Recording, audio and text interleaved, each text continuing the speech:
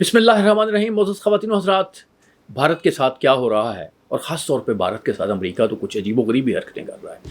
ایک تو اس نے سپورٹ کر رہا ہے پاکستان کو، اس کے جنرلز پاکستان کی تعریفیں کر رہے ہیں، پاکستان کو اقوام متحدہ کی سیکورٹی کونسل میں 2 بڑی اہم کمیٹیوں کا ممبر بنایا جا رہا ہے. اور دوسری بار بار ٹرمپ صاحب جو چھیڑتے ہیں، کہتے ہیں سیز فائر میں کروائی تھی، سیز فائر میں نے کروائی تھی. بھارتی بڑے چڑھ رہے ہیں اس سے. اب ایک اور بات انہوں نے کر دی ہے. یہ جو امریکی وزارت خارجہ کی جو ترجمان ہے، ان سے مسئلہ کشمیر میں اور ٹرمپ کے متعلق پوچھا گیا تو انہوں نے کہا یہ ٹرمپ صاحب جو ہیں بالکل ایسا کام کر سکتے ہیں، مجھے کوئی حیرانی نہیں ہوگی کہ اگر ٹرمپ صاحب جو ہیں وہ مسئلہ کشمیر میں جو ہے اس میں ایک ثالثی کا کردار ادا کریں. معزز خواتین و حضرات، بھارت ظاہر ہے اس پہ بڑا تپ گیا. فوراً انہوں نے بیان دیا کہ جی یہ تو ہم نے شملہ معاہدے کے تحت جو ہے یہ تو ہم باہمی طور پہ ہم اس مسئلے کا حل کریں گے. اور جبکہ ہمارے وزیر دفاع جو ہیں آصف صاحب، وہ بالکل کہہ چکے ہیں کہ ہم جو ہے وہ مسئلہ کشمیر جو ہے اس میں جو ہم پہ پابندی تھی شملہ معاہدے کے تحت، وہ ہم ختم ہو گئی، کیونکہ ہم شملہ معاہدہ جو ہے اس کو ختم کر رہے ہیں. اچھا، یہ مسئلہ کشمیر بھی ویسے حل تو نہیں ہو رہا. اس نے جنگیں بھی کروا دیں، اب بھی جنگ کروا دی، ابھی بھی مسئلہ ہے. لیکن بھارت کی یہ جو خواہش ہے نا کہ اس پہ قبضہ کر لے اور اس کو ہضم کر لے، یہ ہضم بھی نہیں ہو رہا. برصغیر میں 2 چیزیں ایسی ہیں جو بھارت کے لیے بڑی مسئلہ بنی ہوئی ہے. ایک اردو ہے، جس کو بڑا دبایا گیا، بہت کیا گیا.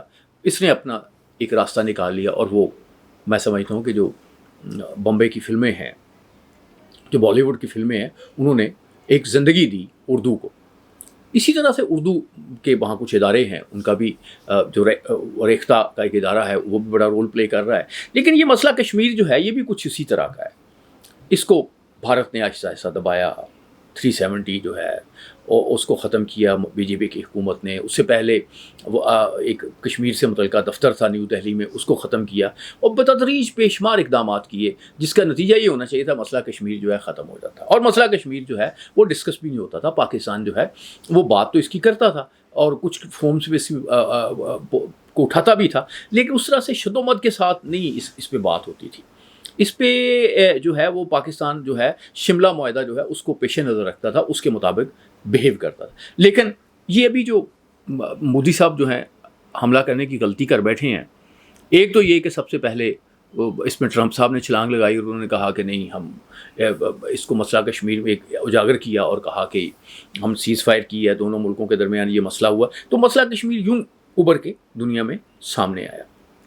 اب بھارت جو ہے، اب یہ اس کی حماقت ہے نا، وہ اب اس کو مسئلہ ہی نہیں مانتا تھا. حالانکہ نہرو جو ہے وہ اس کو مسئلہ مانتا تھا، وہ اس پہ ایک اقوام متحدہ میں انڈرٹیکنگس دے کے آیا تھا. اس کے بعد متعدد جو قراردادیں ہیں اقوام متحدہ کی، ان میں مسئلہ کشمیر کو مسئلہ کشمیر سمجھا گیا ہے اور اس کو حل کرنے کی ضرورت پہ زور دیا گیا ہے.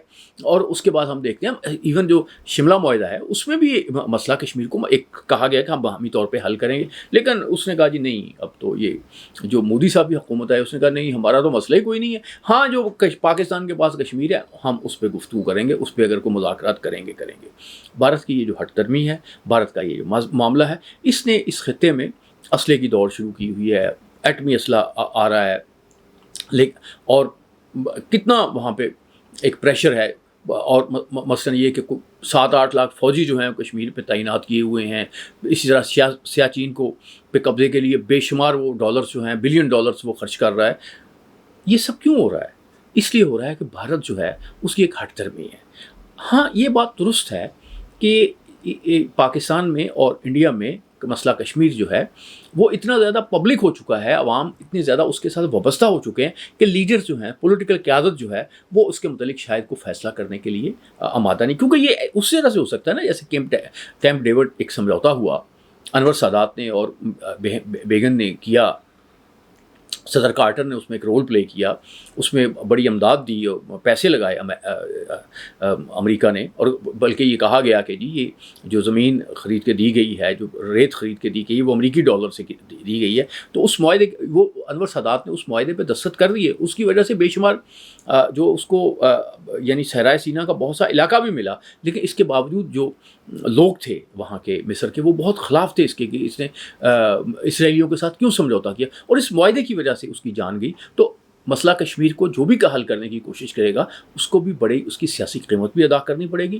اور بہت اس کے اثرات بھی ہوں گے اس پارٹی پہ بھی اور اس شخصیت پہ بھی، اور شاید اسی لیے یہ مسئلہ حل بھی نہیں ہو رہا کہ کوئی پارٹی جو ہے، کوئی شخص جو ہے یہ قیمت ادا کرنے کے لیے تیار نہیں۔ لیکن مسئلہ کشمیر زندہ ہے اور مسئلہ کشمیر کو حالیہ جنگ نے مزید زندہ کر دیا ہے، اور بھارت کو اگر ملک کوئی ایسی قیادت آتی ہے جو عقل سے سوچتی ہے، سمجھ سے سوچتی ہے، اور بھارتی عوام اس کو کہتے ہیں کہ یار اگر یہ مسلمانوں کا علاقہ ہے یا مسلمان رہتے ہیں، یعنی 40% جو اسٹیٹس تھیں جب یہ پارٹیشن ہوئی ہے تو وہ مختلف ملکوں کے ساتھ ملی ہیں، اور بہت زیادہ ریاستوں کو جو ہے انڈیا نے اپنے ساتھ ملایا اور بعض کو زبردستی ملایا ہے، اور جیسے حیدرآباد، دکن ہے، جوناگڑھ ہے، ان کو زبردستی کیا گیا، اور باقی جو ریاستیں تھیں وہاں کے لوگ بھی نہیں جانا چاہتے تھے۔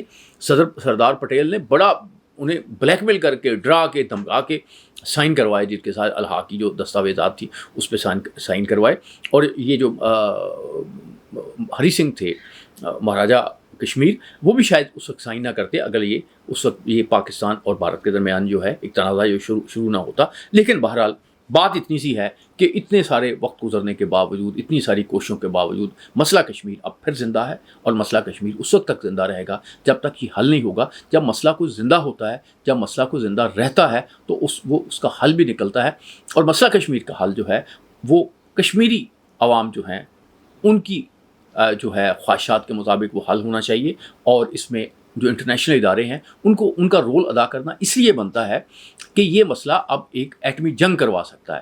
اگر ایٹمی جنگ ہوتی ہے تو وہ صرف اس خطے تک محدود نہیں رہے گی، اس کے اثرات تو پوری دنیا میں جائیں گے۔ اس لیے عالمی لیڈروں کا فرض ہے کہ اس مسئلے کو جتنی جلدی ہو اس کو حل کریں۔ اللہ آپ کا حامی و ناصر۔